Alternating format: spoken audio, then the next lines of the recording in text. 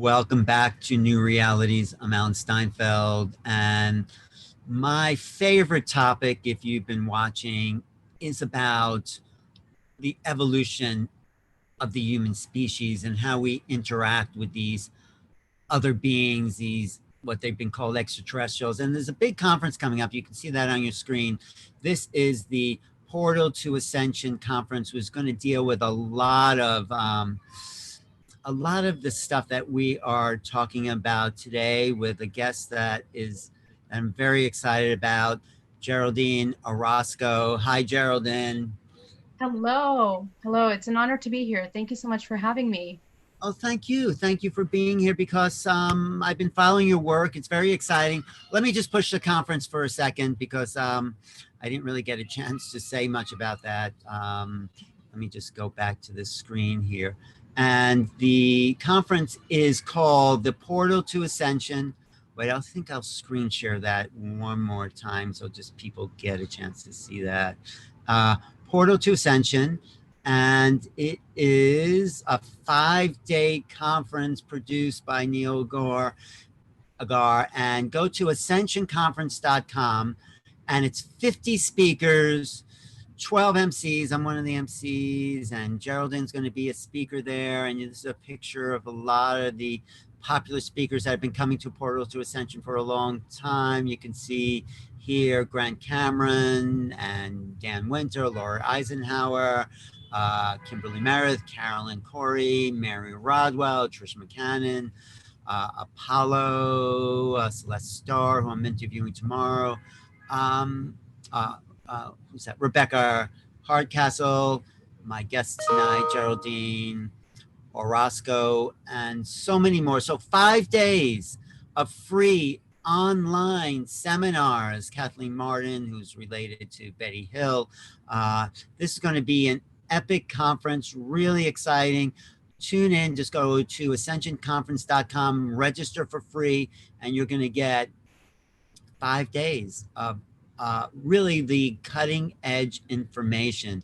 And that's why I wanted to interview Geraldine today, who I think you're really cutting edge, Geraldine. You're really going out there and understanding what our interactions with the ETs are all about. So today we can talk about the hybridization program and the DNA upgrades and this evolution of consciousness. But you want to give a little background how you got started. You were coming from a pretty mainstream world. Tell us what Right. happened. Yeah, absolutely. So my journey began pretty early into the spiritual, realm of things. I guess in 2009, when one of my partners, well, my only partner, passed away at the time. And when he passed away, it really made me question reality and the structure of my reality and why I was doing the things I was doing. Basically, being raised in a very spiritual family, very well educated, cultured, the arts, everything. And then going to college and then into a career, and just feeling like I'm doing everything that it was supposed to happen, but nothing really being congruent with what truly is in alignment with me emotionally, physically, But and did you just feeling. feel empty? Did you feel like, oh, you're going just through the motions and nothing's really connecting to your core? Is that what you're saying here? Yeah, it was a tremendous amount of disconnect from what intuitively felt was in alignment with myself and what I wanted to do and what was happening in the world around me. And I think that the death of my partner kind of woke up that aspect of myself, that questioning. And that took me to go really deep into some spiritual research. I started looking at many different religions, experiencing them, knowing them, and following some spiritual, leaders, just looking at what they're doing. But over time, I realized that what I was receiving was not enough to get me to that Bouddhic state or that enlightened state, or my life wasn't necessarily changing or showing the results of that work. And I decided to take it to a next level. And over the next 10 years, I developed and founded Bay Area Meditation here in San Francisco. We teach corporate meditation to companies and individuals. But that really opened up the door to kind of doing a very deep self-exploration of meditation, trying many different kinds of meditation practices, and ultimately peeling the layers of all of the programming that I had taken on since childhood, everything that was cultural, social, on every level, even through education, that had taken me to have the belief systems that I was basically playing out. Well, And how did you know that you had to do that? So many people are so attached to their programming, they don't even see how it's a layer on top of their true self. How did you discover that? that there was a fire within me that was born, a fire for understanding truth that was so powerful that I started to question even the gurus that were talking about enlightenment, even the spiritual leaders that were talking about coming into a state of unconditional love. The fact of the matter was that I realized I didn't understand what unconditional love was. I don't think I even felt it up until that moment where I began to question why it is. And when I look around, I realize my society, my friends, my family, everyone, my employees, even all my friends were living in this idea of what it is that we should be, what emotions are, what our reactions should be. I realize that all of us are following these kinds of archetypes of behaviors and personalities that aren't really even ours. We just adapt to what things that our culture and society is basically feeding us. And I started to question that because it became very frustrating. And there was a point where I was tired, literally, of feeling disappointed and all these heavy emotions like anger and suppression and of fear and all of these things really created a motivation to look for what was true, what was real. And I think that's what made me go into even these spiritual practices and kind of dissect them and see, okay, let's see, you tell me that if I meditate and I meditate in this particular way, I'm supposed to feel this way. So I went in and I started practicing everything I came across. And I finally, I came across this shaman that really helped my journey, that showed me how to meditate, running energy and destroying contractual agreements that were made on these planes, right? Who And I was that? started, Can you share that? Who that was, or rather not share that? I'm just um, curious because I'm always. no, I would love to, but I can't remember his name. Dana, his name is Dana. He owns a spiritual foundation here in San Francisco, California. I can't remember his last name. But He's that was the first thing that woke you up to the fact that there was something bigger going on here. Was that your initial? was this was, I think, a breaking point for me in terms of modalities that I was utilizing to wake up. And I think what it did was give me a very a complete view of what to look for in all of this information that I was receiving, spiritual education, right? All of these tools. It helped me bring it full circle and embody it. And but the thing is that I was meditating up to 8 hours a day sometimes doing this deprogramming. And it finally came to the point where after I continued to question things back to the root cause of what was causing me all of these programs that I was living out, I started to begin to find who I truly was, which is something completely different.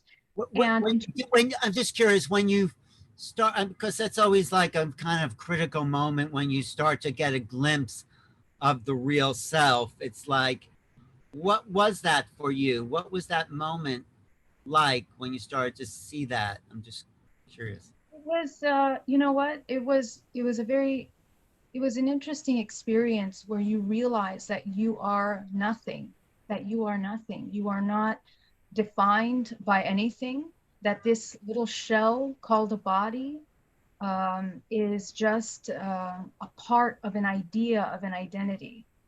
And, for a lot of people, and even for myself at that time, sometimes that can be very, very, very difficult, and it's fearful to come into that realization that in reality you're nothing. But at the same time, once you're able to traverse that unknown path of seeing how you're nothing, you all of a sudden become to recognize how you're interconnected with absolutely everything. Mm. And it takes a certain bravery, courage to be able to take that on, you know. And this is why people have dark nights of the soul, because sometimes it's difficult to integrate the immensity of that understanding into our little everyday lives.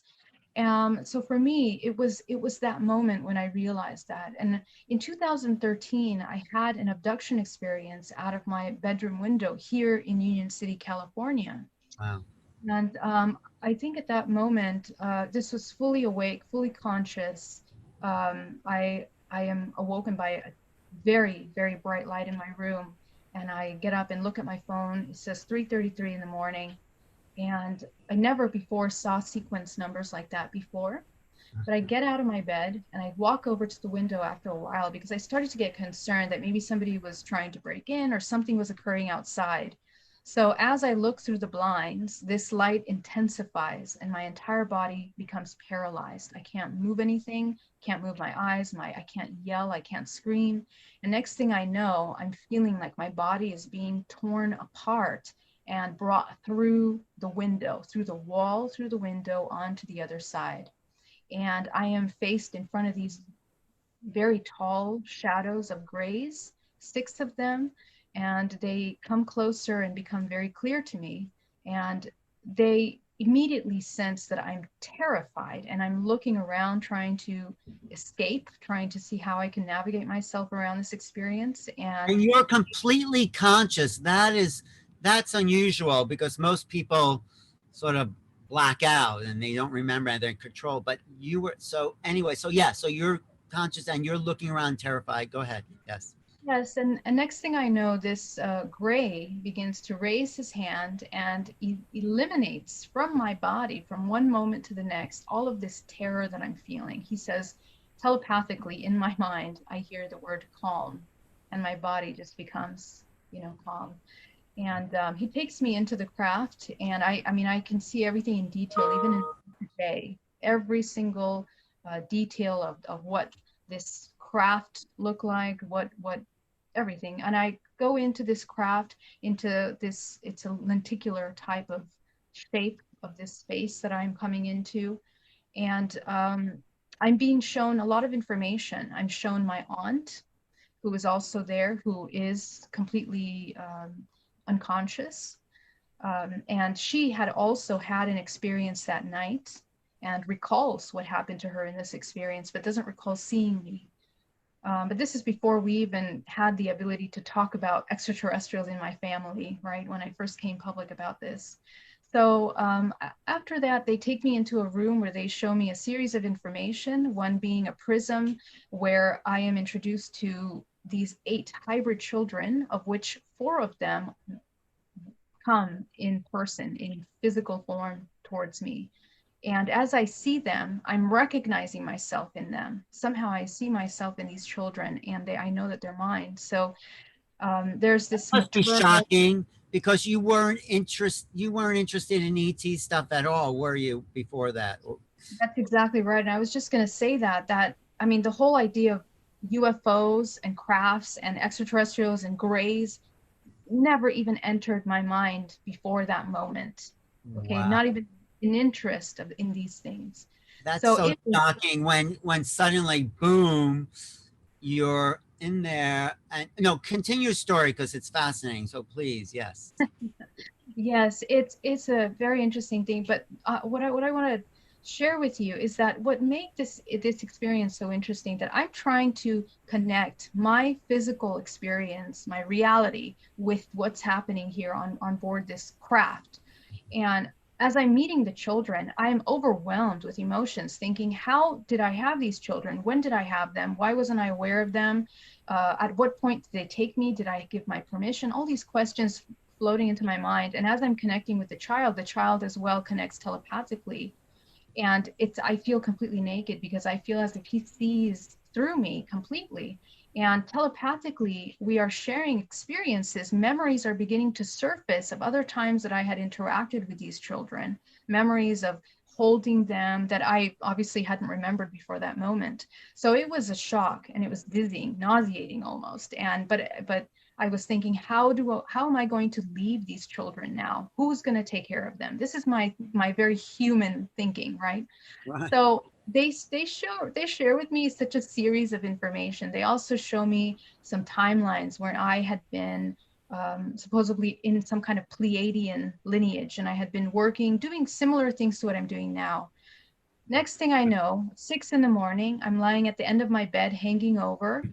upside down, and I feel like I got hit by a truck. My head is killing me. My entire body feels literally just so sore and full of pain. And um, I can't understand what I felt. The first thing I wanted to do was pick up the phone and call the police because I was trying to figure out, who's going to help me, who's going to speak up for me, who's going to take these children back, even though these children, I forgot to mention, are not really like humans. These are genetically modified children. They are half alien, half different species, like a gray or reptilian, and half humanoid. So they are not normal looking children. And yet there is this connection, this maternal instinct that enters you, to Right. want to connect and protect them.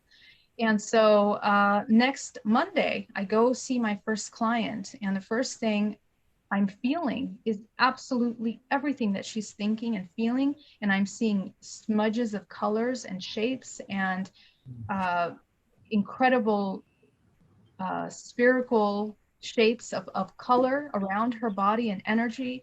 And, it was just overwhelming. And it just became it difficult to even go shopping for the next 3 months because of this level of sensitivity that had been activated as a result of this contact experience. And Did they that do anything in particular to you? I mean, they showed you the hybrid children, but did they do any like physical thing to you on board the ship that you remember? No, not in this experience. This experience, well, aside from showing me this information, they showed me extraterrestrial language. They showed me the children. They showed me a past life that I was in a Pleiadian or an alternate Mm. simultaneous life, to be more accurate. And they showed me. They allowed me to experience oneness, which was interesting. They allowed me to experience how it would be if I was aware of how I'm interconnected to everything and how, just as an individual, without the ideas of being connected to family, friends, or earth life, I'm actually a part of a whole. Mm. That's something that I'll never forget, even until today. And I try to recreate that every time I go into meditation because that's the oneness that we try to become aware of. Wait, so Uh, let me just see if I can feel into that because I think that's so they showed you your connection to all of existence, including them, and they kind of encoded that into you, would you say? They kind of like dropped that, initiated that into your DNA. So in your meditations, you can return there. Is that what you're saying? yes, Yeah. absolutely. And I try to I guide this, right? When I work with clients one on one, this is once you understand that, once you've experienced that, not just theoretically, but in your energetically, you've literally embodied this oneness, you have a completely different perspective of everything. Everything, emotions, the roles that we play, what we're doing here, the bigger picture is just different, it changes. And so it's been a huge impact, but I didn't really understand that until later. Okay, Uh-huh. not really, because there's layers of integration. You got to see where someone's coming from. I'm coming from I was an event planner for 10 years, right? So my mind was not anywhere near these concepts, these incredible, magnificent concepts of this connectedness that we're not aware of that.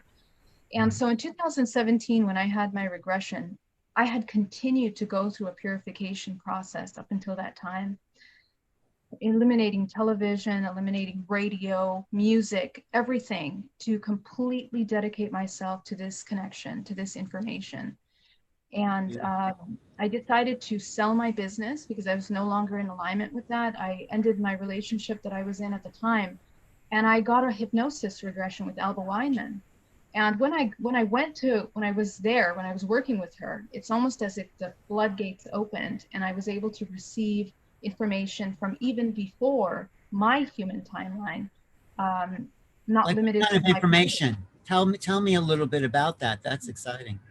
Yeah, so what I came across was being shown a map of the origins, the DNA origins of how the human race began or was seeded on this planet.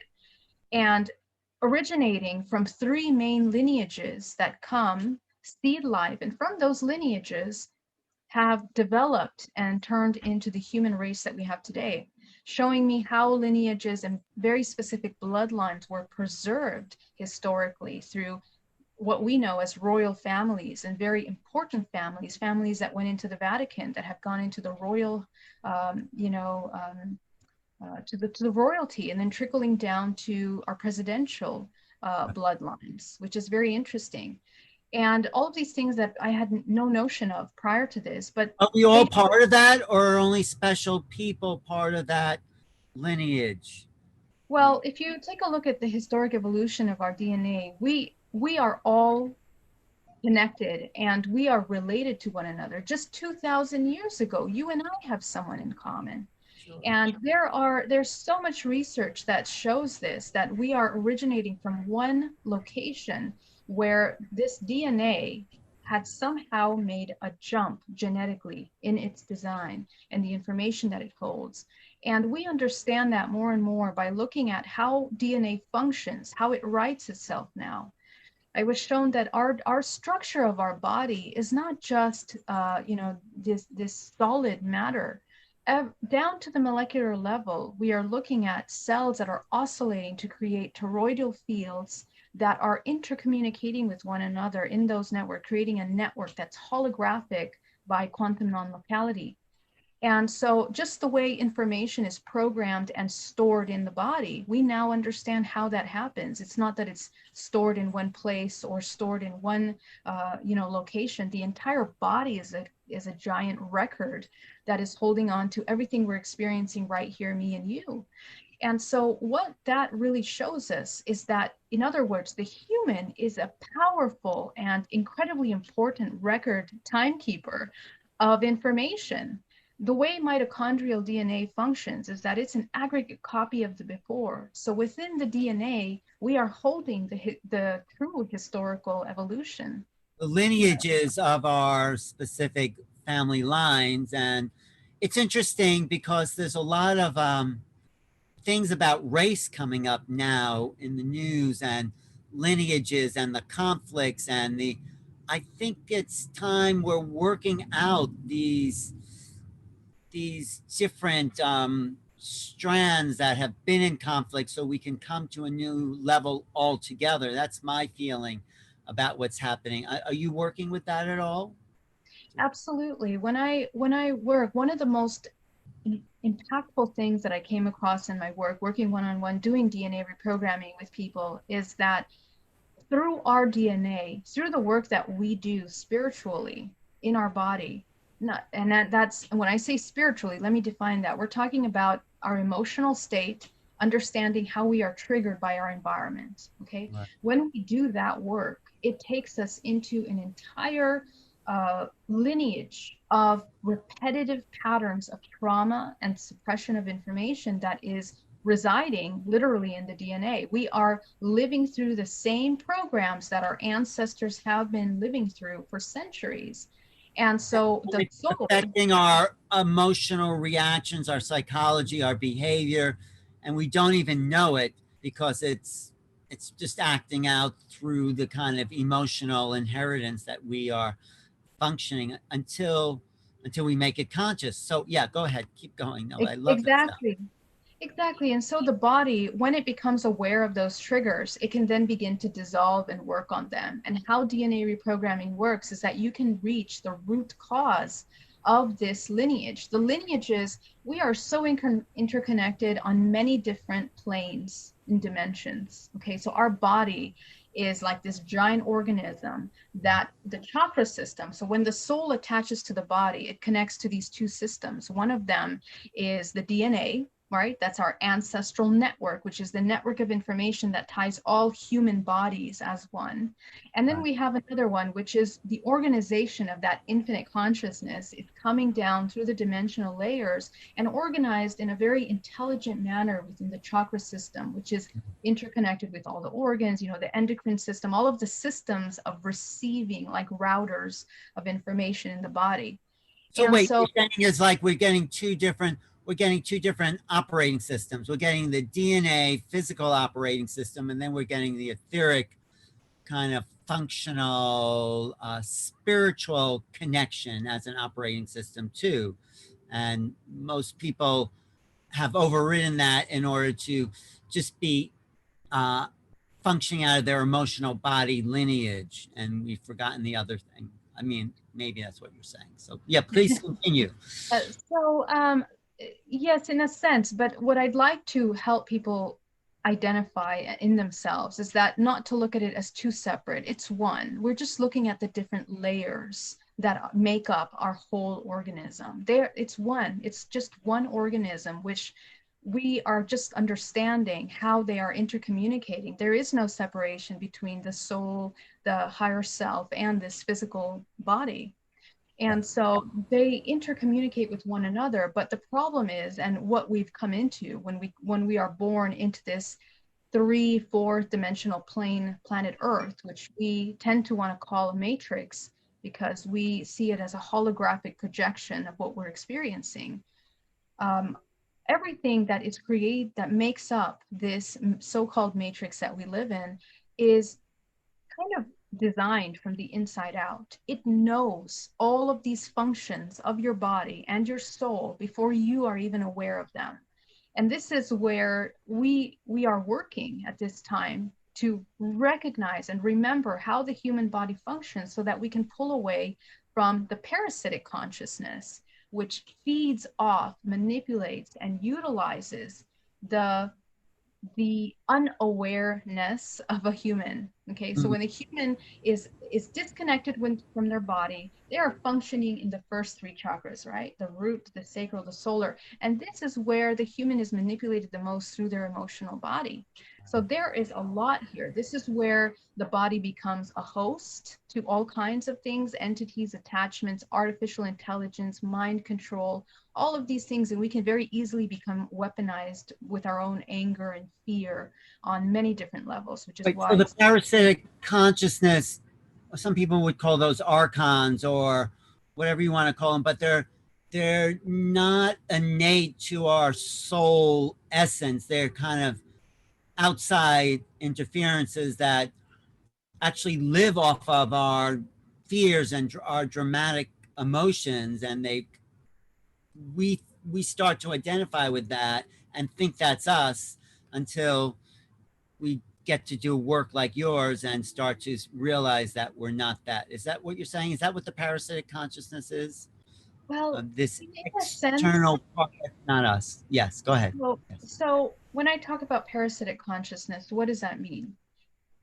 To simplify it, the entire design of this matrix multiverse is designed on the law of three. Okay, we have the divine feminine, the masculine, and when those two come into balance, it creates life. So that's the law of creation of all living beings in this current dimensional timeline. Right. So when any of those two sides come out of balance, we are imbalancing the creation. When that happens, it cannot create naturally in a balanced manner. And the same thing happens to us as an organism. We have a masculine and a feminine aspect. If they're out of balance, we also will have blockages in our creative abilities and so on and so forth. And so what happens when that balance happens? There is a rejection in a sense of our own consciousness. For example, I feel unworthy, and so this aspect of myself now runs and dictates the machine of creation that runs my programs, what I'm manifesting, the experiences, everything. So that's micro. Think macro. Right. This multiverse of all organisms, when it comes out of balance, it becomes unaware of itself. It rejects its own consciousness. And therefore, it has to go outside in order to receive and feel complete.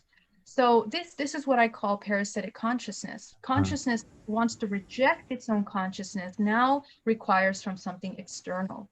And if we look at the origins of our universe, I'm going to reference the Book of Enoch, for example, yeah. which before I had my regression in 2017, I didn't even know about this book. But in my regression, I'm identifying these beings that are surrounding this life, this orb of life force, and feeding off, using it as a life support for them. Wait, do you mean And the Book of Enoch, the biblical book, or the book by J.J. Hurtak? Which Book of Enoch are you meaning? uh, I'm talking about the biblical, the Oh, original. the original. Okay. Okay. And Yeah. and it was translated in many different ways, right? I mean, there's Right. many translations, but the same concept is also found in the Emerald Tablets and the Book of Gilgamesh, and we've seen the same lore or folklore or storyline of this kind of evolution of these extraterrestrial or this consciousness that comes in and mixes with earth beings in order to create life. Right. Now, there is another aspect of that that's very interesting, which has to do with this parasitic consciousness. Because if we just look at those examples, all that we're looking at is how an aspect of infinite source decided to become individual, independent from that source in order to experience itself, its own power. So it's just, the way I want to look at it is almost like a metaphor that we are, when anything becomes separate from the source, it then requires from external sources to complete its own identity, to complete its own wholeness. And Though it so, never really does, because it could never substitute for the actual thing that we are. So yeah, it's looking for those artificial. Yeah. yeah, and so there's no separation. And so how do we bring this full circle, the whole concept of hybridization program and this spiritual evolution, that what we're experiencing here is parasitic consciousness and consciousness that is aware of itself. Every human being on this planet Earth is like a cell that contributes to the movement and to the natural evolution, which is a natural movement of this multiverse. And every organism has its role. It's mathematically designed exactly to express itself in whichever way it wants. It can express itself in the polarity of, creation or destruction. And we're playing in this realm of both of these polarities. So ultimately, there is no right and wrong. It is completely up to you as an individual organism to decide which one of those you choose to experience. But how do we Now, get back there if we don't even know we're attaching to that? How would we start to deprogram ourselves in order to come back to origins? I mean, what would well, you I say? think the first step is to become aware of, your programs and patterns of behaviors and the triggers that make the body. Which, in order for something to create, again, just remember that basic law. You must be in balance. So if your body is out of balance in any way, either triggered by something or by the food you're eating or the environment that you're in, the body is taking a toll in coming out of balance, and it has to overcompensate all the time trying to bring it back into balance. So you got to just be aware of that. Is it constructive? Are you going to end up with a disease, cancer, because you're in constant state of fear and anxiety? Or are you going to come into a thriving, healthy self where you're balanced, you're aware of every aspect of yourself? I think one of How the do you big do that though? How do you come into balance? I mean, what's your prescription? one of one of the biggest things that we battle as humans is, first of all, the illusion of separation. We believe that we're separate from the whole, which is exactly what we're experiencing. Micro as an individual and macro as a universe, this entire multiverse is also experiencing separation, polarity, through that polarity. And this is why we reference that. But how do we come back to that is by first being aware of any aspects of ourselves that are afraid of truth, of the ultimate truth of yourself, of who you are, of anything that doesn't resonate within you that you're playing out. Sometimes we're very afraid to see our own darkness, our own parts of us that we reject because of programming. So what really helped me on my journey was questioning all of the programs that I had, the role that I was playing as a woman, the role that I was playing in society. I mean, if you really start to question that, all of these belief systems, and all of these things that are happening in our society start to really show their true colors. And what you'll find is that a lot of these things that are happening around us are sometimes being manipulated and inverted in such a way that we're completely confused by what is really true balance and what is actually creative life force. The You think best that, wait, sorry. Is there a force that wants to stop us from waking up? Or is this just our path of evolution to to wake ourselves up despite, you know, the odds that we are faced? I mean, what's your idea about that? I think that I think that we have cycled through, let's say, different cycles and moments of consciousness. We've in the entire universe functions in something that looks like a spiral, like an eight. Okay, and when the universe is traversing in a spherical form, it is moving closer every time it's coming into a different dimensional timeline. Everything starts to speed up. Okay, and when it reaches the farther end of that infinity movement, it begins to slow down. And so we cycle through these different moments historically, and we can see that. We've seen that historically, we've reached levels of very heightened awareness, technology, advancement, and then things have restarted over and over again. We see that a lot. So, in a sense, it may seem that we're battling this consciousness, but I think it's the natural evolution and movement of all creation. I think it's that we have to, as one whole human race, we are gently becoming aware of itself through all of these possibilities of being awake, not being awake, waking up, becoming aware of ourselves. And it happens collectively. So ultimately what you find is that you're not really battling anything. It's not necessarily a war that you need to engage in. It is a choice, because in this universe, one of the largest and most important laws that we completely forget about is the law of free will. If you're not aware of that law, you're being manipulated in many ways without your even knowing. And the hybridization program, for example, is an example of one of those ways that our consciousness may be manipulated in a sense. Mm. Anytime that you take a soul and create another living being from this human body, it is a fractal. It's a fractal of your own consciousness, your soul that is coming into another living being. And so this continuous organism of creation is just being expanded by unawareness and also, your awareness. So I believe it's a choice. It's a choice which one you want to experience. You But the want to hybrids themselves, they have aspects of us because I've had hybrid experiences. They seem to be more connected because those beings showed you your connection. So those offspring, those hybrid offspring, are less programmed, or are they programmed in a different way? Is that what you're saying? Well, here's the thing. What our DNA holds and what makes DNA so valuable is that it holds on to all of this information that we have experienced historically as humans on this planet. But we're not just humans. The way that we look is, I'm going to give you the imagery of a spider's web. You are at the center of that spider's web, but there are threads that connect you to other points of reference, of consciousness that are a part of you. They're fragments of yourself. So time is not linear. It is like this spherical, I Right. guess, landscape, you can say, of consciousness that makes up who each one of us is. And in that entire whole, we are also interconnected on many different levels of manifestation. So whether physical, non-physical, and within your body is the record of aspects of yourself that maybe you were an extraterrestrial in another lifetime. Right. Maybe you were a spirit in another, an angel, whatever it is. You have all of these aspects of yourself as a part of you. And you can tap into any of those based on your awareness, based on how you are deprogramming first your terrestrial programs, and then coming into these outer layers, which we can access through dream time, through the Akashic layers. All of this information is available to you.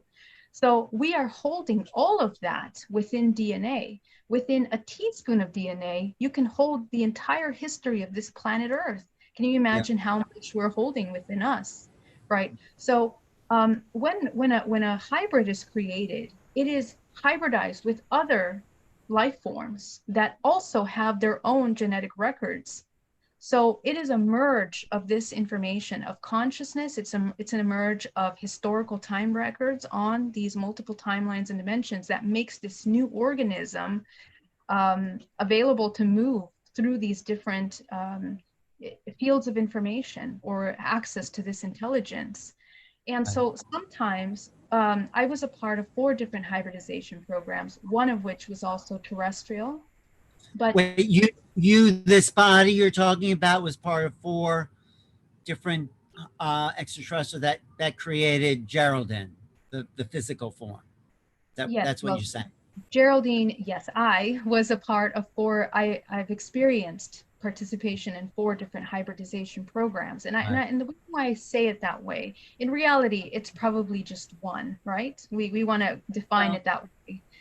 But in reality, we're talking about different agendas, different frequencies that are utilizing the information to create their specific product that they want to create. Some of them are extremely low frequency, you mhm. know, some of them are incredibly high, and some of them are terrestrial. Here we have our cloning program here on Earth as well, which is very aware of this technology and aware of what the importance of the human body is. No, as you're The, talking, I'm feeling how many different DNA connections I'm a part of. So yeah, no, it's yes, stimulating an awareness for me. So well, thank you for please continue. No, you're teaching me a lot there. I mean, you're open. I can see you're a visionary and you're seeing this thing. I can see when you're talking, there's sort of like these images coming to you. So it's like you're downloading for everyone listening this information that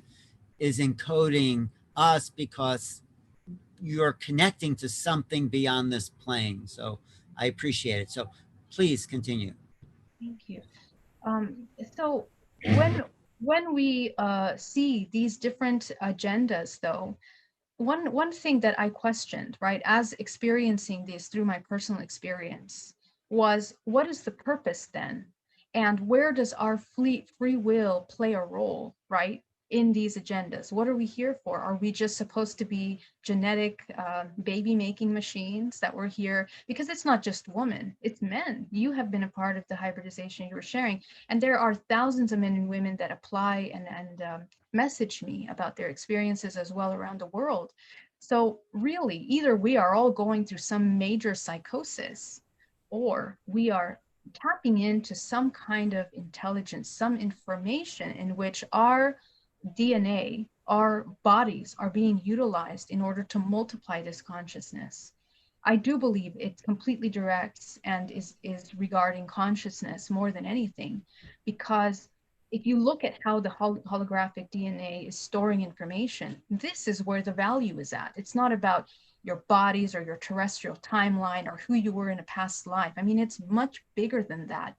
The soul is the direct connection to this source consciousness. And any time that someone rejects themselves, reject their own consciousness, they become this parasitic consciousness. And so they feel that they have to utilize external sources to continue generating this life force that we are sharing in these different levels of manifestation, one being the planet Earth and our immediate, what we know as reality, as our matrix.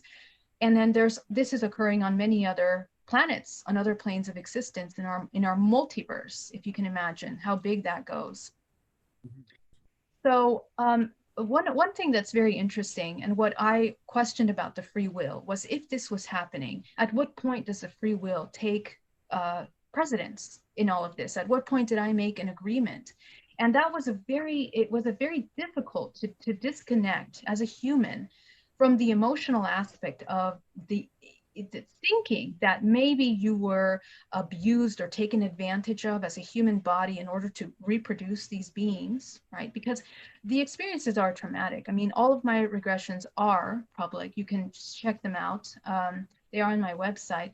But going through the process of even gestating a child, having a miscarriage, becoming pregnant when I'm not partnered, all of these things that occurred to me without my understanding throughout my life started to make sense when I understood what was happening through hypnosis.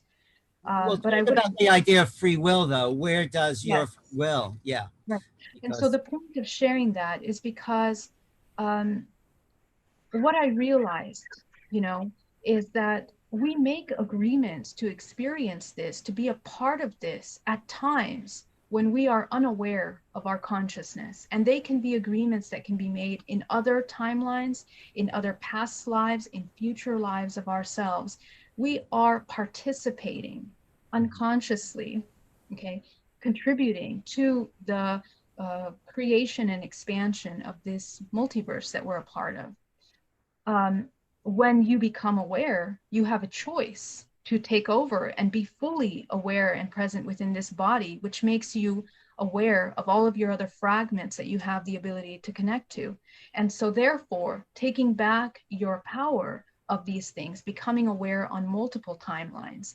So our work is not limited to just the physical body. Okay. A lot of us, we struggle with just the physical body, but it doesn't end there. so It's you're a saying it's free will because we have this multidimensional existence and we've seeded all these different levels of reality for us to have experiences. So it may look to the human like we're being abducted, but on another level, we've made these agreements because our soul is multidimensional and wants to learn from the vastness of creation all that we can on as many levels as we can access in some realm. Yes, either the soul wants to learn through those extensions of themselves, or because we're unaware, parasitic consciousness is utilizing that information and continuing to carry out its agendas, whatever it is. But either way, we have a choice to participate in these things. It just completely depends on how we choose to experience this polarity in this dimension, this creation or this destruction of that creation or neglect of that consciousness. um, we ultimately want to work on becoming aware in the physical, in dream time, and even in death. I had a near-death experience 2 years ago that really showed me what it was like when the body leaves this body and starts to go into this tunnel of light in which you are presented with an option at that time. Do you want to go back into this human body and continue this timeline, or do you want to move around? Now, what I feel is that because we are living in this polarity, there is this parasitic consciousness that may influence that if you are not aware, if you are not aware that you have a choice, right? Right. So, and this happens momentarily when I'm talking to you here. It's happening when we're, you know, watching television. We're being fed um, these vibrational frequencies, patterns of information that are encoding, literally genetically modifying us just in that moment if we're not aware. This human organism is so sensitive and so yet so powerful that it's interconnected to all of this creation. And we're co-creating at the same time holographically. We're contributing to that with every thought, every emotion, every intention. We are generators of experience. What do you think the evolution that we're in now, the moment of this change? I mean, it's coming down to the wire, and so tell us about where you feel we're going from here in this crucial time where the timelines are all converging and we are activating this greater consciousness of something else where the integration of these ET realities, like for you, it's pretty remarkable what you went through to to start to integrate this knowledge and give it out to the world. So what's happening for us for the rest of the planet? What do you see going on? You know, my opinion about what's happening now is we believe that we're going through a very pinnacle moment of consciousness and awareness. The truth is that always is a critical moment for conscious and awareness. That's Always, that's you know, good. Absolutely all the right. time. Or- You Yeah. know, so what's interesting is that what we're looking at is the reflection of what's inside. What's happening in the world right now, we're going through so much confusion, deception, manipulation, mind control,